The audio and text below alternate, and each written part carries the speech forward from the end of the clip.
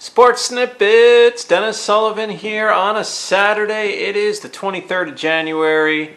How in the world are you doing? Here to discuss the AFC, NFC championship games. A little bit of a preview for you, what I see happening and what to look for as we approach what many refer to as the number one best day of football, even ahead of the Super Bowl.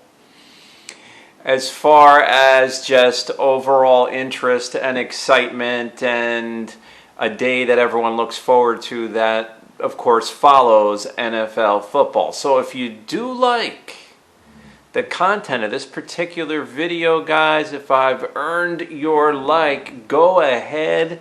Do not even hesitate and hit that like button. I would certainly appreciate it and helps the channel as well. Thank you very much for that. Of course, you can also subscribe to Sports Snippets with Dennis Sullivan for future videos and insights. I try to make them as interesting as I can for you guys and base it on sports topics that, of course, I myself find interesting. Leave a comment below as well.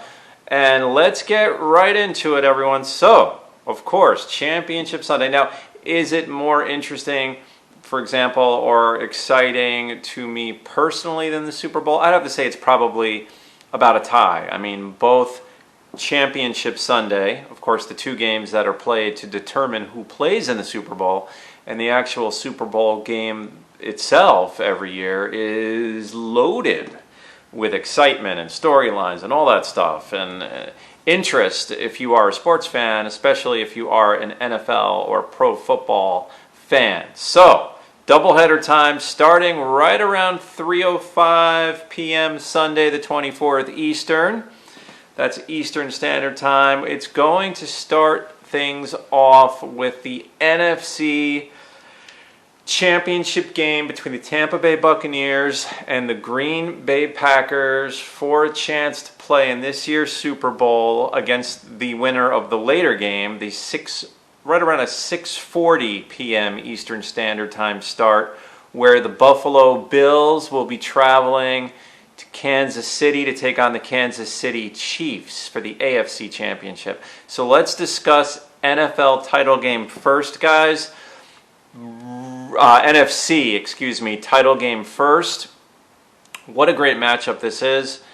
Buccaneers come in, and it's funny how this year there's really not a big underdog at all. I mean, both the road teams are slight underdogs, that being the Buccaneers and the Bills, both playing on the road. Bucs come in, of course, defeating a very good Saints team, and they've already won 2 road playoff games, have the Buccaneers. Going in against Aaron Rodgers, Coach Matt LaFleur, and the Green Bay Packers. I tell you what, this is a big challenge for the Buccaneers. If anyone can do it, though, they can do it. Tom Brady, pretty much says it all. He had some struggles against the Saints, but that was more the Saints really, really getting up, playing some really good defense. They'll be able to score some points against Green Bay. The big question is, are they going to be able to hold Green Bay within reason to pull out the upset and go to the Super Bowl? And that's an unanswered question. That's why we watch these games. One thing that jumps out at me when I look at this game, when I look at Green Bay Tampa, it just jumps off the page at me. It just jumps off the screen at me. Is I remember back when I was doing my fantasy draft, because I do a little fantasy football, back in August. And I said to myself, you know what, there's a lot of good running backs. It just seems as if all of a sudden, although it didn't happen all of a sudden, of course, as if all of a sudden we have a lot of really good running backs. It's almost like it's making a comeback, is running the football in the NFL, and it kind of is. It's not like that was not important before, but we're starting to see teams really, really effectively run the football with, in many cases, 2, sometimes even 3 players, with, of course, always that feature guy. In the case of the Buccaneers, you're really looking at 2 number 1 running backs, because no one's going to tell me that Leonard Fournette is not a number one running back. He really is. I mean, his role may technically be, or going into the playoffs, may have technically been the number two guy. But I tell you what, I mean, that's a backup running back. I mean, he was rather modest numbers against the Saints, but this guy produces, and we've known about him for a handful of years now, playing with the Jaguars, and of course in college he was tremendous. 17 carries, 63 yards. Ronald Jones, who technically is the starter, 13 carries, 62 yards. This is against the Saints. Now you might be sitting there going, yeah, what's so great about that? You know, one guy had 63 yards running, the other had 62. Okay, but we add that up, you're looking at 30 carries for 125 yards. I mean, what's not to like about that? The Buccaneers can run the football, and they can run it very well. What struck me very, and I'm not expecting this to happen against Green Bay simply because I don't expect this to happen 2 games in a row, is Brady. He played pretty well, but keep in mind, guys, Tom Brady only threw for 199 yards in that game last week against the Saints. Divisional playoff game, 2 touchdowns. He didn't throw any interceptions, which was key. Their wideouts had problems. I mean, they weren't getting open. Mike Evans, 1 catch, 3 yards. Are you kidding me? Chris Godwin only had 34 yards receiving on 4 catches. Gronkowski had a catch for 14 yards. I mean, the big receivers for the Bucks, the leading receivers against the Saints were Cameron Brate, the tight end, 4 catches, 50 yards. Fournette out of the backfield, 5 catches, 44 yards. That's all you need to know. They struggled throwing and completing passes to the wideouts. Don't expect that to happen again. But that's something to note, and a big credit to the Saints in that game. But then, of course, Antonio Brown only had a catch for 10 yards. I mean, you don't really see that ever happen.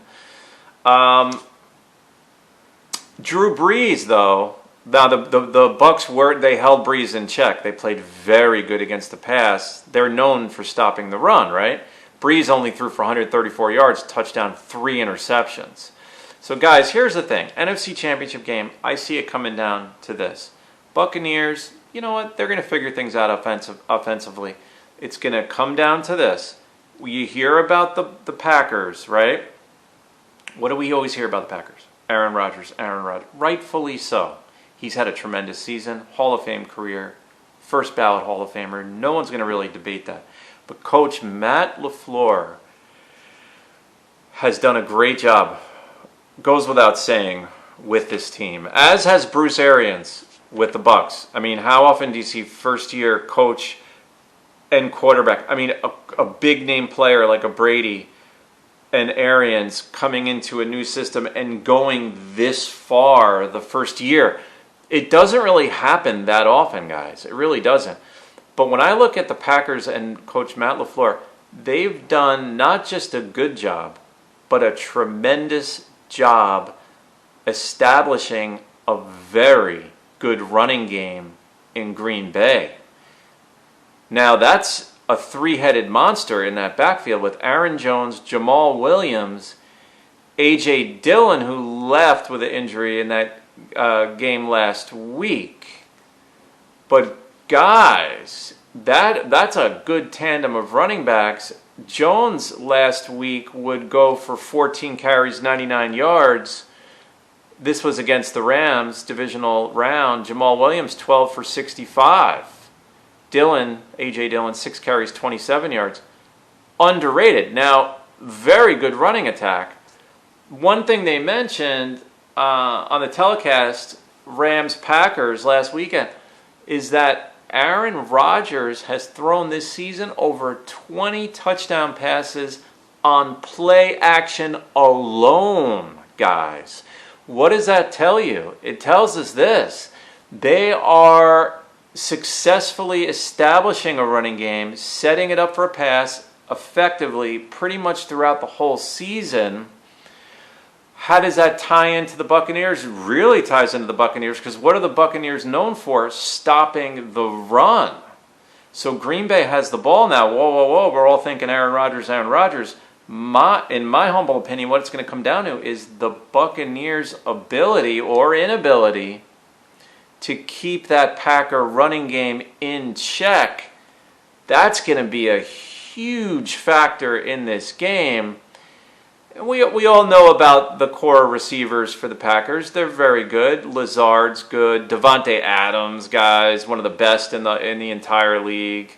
Some will even tell you he is the best. That's a good argument. Robert Tonyan is coming of age. He's been good. Marquez Valdez-Scantling, you never know when he's going to factor in and pull in a big catch. So I tell you what, this is a very interesting NFC Championship game. Could go either way, but the one key, what I look at is this, is how when Green Bay has the ball, are they going to be able to successfully run the football? And if so, is that going to continue their trend of successful play action? Because both teams should be able to score a fair number of points. Buccaneers are as good as anyone at skill positions. We know that. I really, guys, I want to say favor this team, favor that team. This is a toss-up. That NFC game is a toss-up, guys. Buccaneers, they're looking good. They're looking really good. Packers are at home. Okay, this game's played at a neutral site. I might tell you the Buccaneers go to the Super Bowl, but it is being played in Green Bay. So I'm going to say game 1, 3:05 Eastern start Sunday, 24th. We got a toss-up game going in, guys. Game 2, 6:40 Eastern, Buffalo at Kansas City. Let's discuss. Now, the key, I'm going to get into the key of that game right off the bat, guys. Right off the bat. Then we'll get into a little bit of player personnel type productivity stuff. The key in this game is this. Buffalo, what do they like to do? Of course, they're riding, as they should, the success of their MVP candidate, a guy that some say should be the MVP, Josh Allen. They ride that success into this game, as they should. They throw the football a lot. Stephon Diggs hasn't just had a good year, hasn't just had an all-pro year. Stephon Diggs, guys, has had a monster season. Even against a tough Baltimore team in a playoff game, divisional, he comes up with 6 catches for 106 yards. Monster season. Here's the key. You don't want to go into Kansas City, though, regardless of how successful Buffalo has had a tremendously successful season.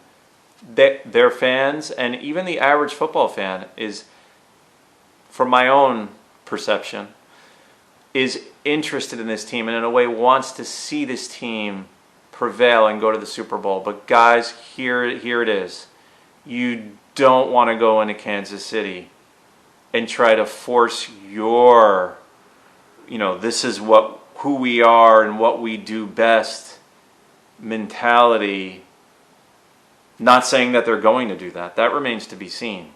But you don't want to go in and force that agenda or that game plan on the Chiefs, because I'm telling you right now, guys, if they go in there, throw, we're going to outscore them 48-45. No, they're not.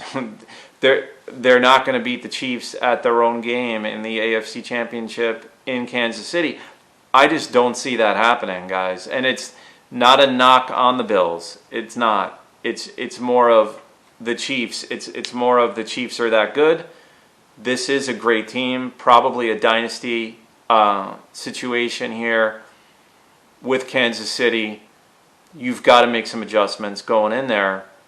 And I start that by saying they absolutely have to show a little bit more of a commitment to run the football, because I'm just not seeing it. When Zach Moss, who went out, right, beginning of the playoffs, he's out for the remainder of the season.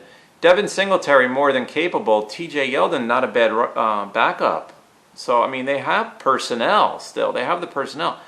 But when I look at Singletary and Yeldon only combining for 9 carries, That's not going to cut it against the Chiefs, guys. They're going to have to run the football more, and maybe they will. Maybe they will. Sean McDermott is an outstanding coach.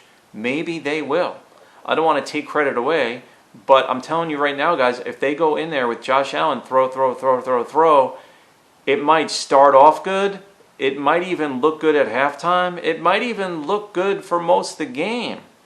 But I just don't see the end result working out, even with a great season and a great performance from Stephon Diggs, which we're probably going to get on Sunday. Again, John Brown, very good complimentary receiver, as is Cole Beasley. Others are also in the mix. Dawson Knox, pretty good receiving tight end, and others, again. Last but not least, guys, I will close out this video by touching on Kansas City just a little bit. We all know about them. Now, here's the thing.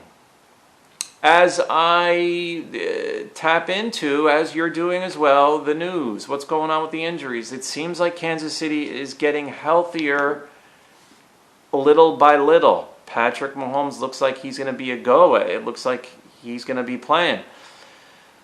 Darrell Williams is more than capable at running back. However, rookie Clyde Edwards-Hilaire might be a go. He's listed as questionable as I make this video right this minute, but he could be going for the Chiefs in the AFC Championship. Advantage Chiefs. Gives them a little bit more stability. Although Darrell Williams, 13 carries, 78 yards. Again, last round against Cleveland, he was more than effective. He was very effective. Le'Veon Bell is questionable, by the way, backup running back for the Chiefs. Great career for him, Le'Veon Bell. He had 2 carries, 6 yards against Cleveland in the divisional round. They seem to do the Chiefs, their wide receivers, helping with the running game. Tyreek Hill actually had 3 carries, only for 9 yards, but that was interesting. See, they're trying to get creative. Chiefs are, knowing that they need to get something out of the running game, so they involve a few more players like that. But, Mahomes, guys, if Mahomes is 80% or more, he doesn't even have to be 100%. I'm telling you right now, Mahomes is 85% regular Patrick Mahomes performance that we get on Sunday.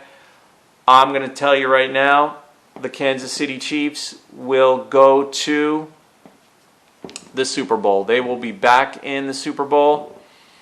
They will be representing the AFC. Bills could win this game, but they have to be like super duper smart. They have to be super smart, guys. They're well coached. They are a smart team, but I'm telling you, they go in trying to slug it out with Kansas City. Oh, we're going to score all these points. I don't think they're going to win that. I just don't think so. That's just my opinion. Last but not least, 2 guys that you always factor in for the Chiefs, Tyreek Hill and Travis Kelce. Both huge in the passing game for the Chiefs. I would fully expect that they will be on display on Sunday. Tyreek, they both had over 100 yards against Cleveland in a divisional round. Tyreek went for 8 catches, 110 yards. Kelce, 8 catches, 109 yards. McCole Hardman seems to be coming along. He was a nice performer too against Cleveland. 4 catches, 58 yards though. So that was a good addition there by Hardman. Sammy Watkins might play. So he's questionable as this video is being made as well. But he might go. So Sammy, little by little, sorry to share this if any Buffalo fans out there, but little by little, the Chiefs to be getting a little more healthy, if anything. And I'll take a healthy Chiefs team over anyone, not just the Bills, this season.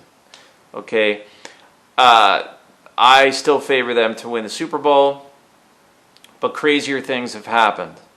However, if it is, I'm just being hypothetical here, if it is a Chiefs-Buccaneer Super Bowl, not saying that's going to happen, but if it did happen, I'd have to think about that one, on who's going to win. Because at that point, I would be thinking, whoa, the Bucs are in the Super Bowl with Brady. That's kind of crazy. But let's wait and see what happens first. So for now, guys, go ahead, leave me a comment This is Dennis Sullivan saying, you know what, lot to look forward to, guys. Championship Sunday, enjoy it on Sunday. It's going to be great, doubleheader, always fun, always a lot of fun. Leave me a comment, let me know what you think. Let me know who you think's going to win.